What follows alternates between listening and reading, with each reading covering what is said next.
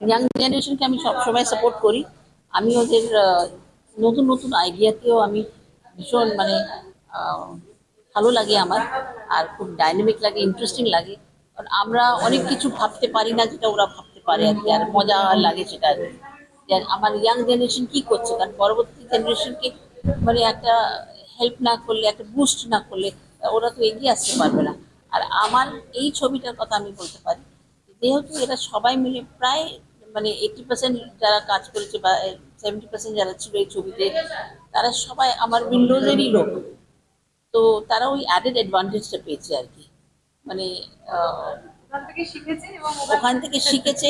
ওখান থেকে মানে ছবিটা মানে আহ, একজন আরেকজনকে অপরকে হেল্প করে ছবিটা বানিয়েছে, করেছে।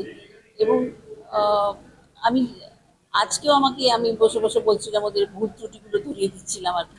আর একটু এটা করা যেত, আর একটু শিক্ষার জায়গা তো। তো আমার মনে হয় উইন্ডোজ একটা ইনস্টিটিউশন হয়ে গেছে এখন শেখানোর জন্য। তো আমি যদি এইভাবে যদি হেল্প করতে পারি, তাহলে তো আমার মনে হয় ইন্ডাস্ট্রিরও উন্নতি হবে। যখন কাজের ফাঁকে জানতে পারলি যে ওরা এরকম সিনেমাটা বানিয়েছে এবং অনেকেই বানিয়েছে, তখন কি মাথায় এসেছিল প্রথমে? অবাক হয়ে গেছিলাম, অবাক হয়ে গেলাম আমি যে সময় পেলো কোথায়। মানে সব সময় তো আমি দেখি ওরা অফিসেরই কাজ করছে, তাহলে ওরা কখন ছবিটা বানালো, সেইটা আমার কাছে একটা, সেটা আমি ভীষণই অবাক হয়েছিলাম। যে ফাঁকে ফাঁকে ওরা সময় বার করে রোববার রোববার, অথচ আমি এটাও বলতে পারি যে রোববারে কিন্তু ওরা কাজ করতেও এসেছে।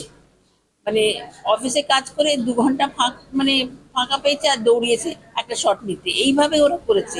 তো সেটা তো মানে খুব ভালো লাগার ব্যাপার আর কি। আমাদের কিন্তু একটু রাগ হয়নি, কিছু হয়নি, বরঞ্চ খুবই গর্বিত যে এই এইভাবে প্রথম ছবিটা জীবনে করেছে আর কি ওরা।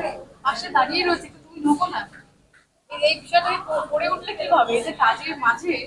না, উইন্ডোজে আমরা চিরকাল মাল্টিটাস্কিং শিখেছি। দিদি একদম মানে দিদি ডিরেকশন দেন বলে, যে দিদি আমাদের কাজ শেখান না, মানে ইভেন দিদি এখনো আমাকে বলেন, যেহেতু আমি খুব ভুলে যাই, তোমার কাজ লিখে রাখবে।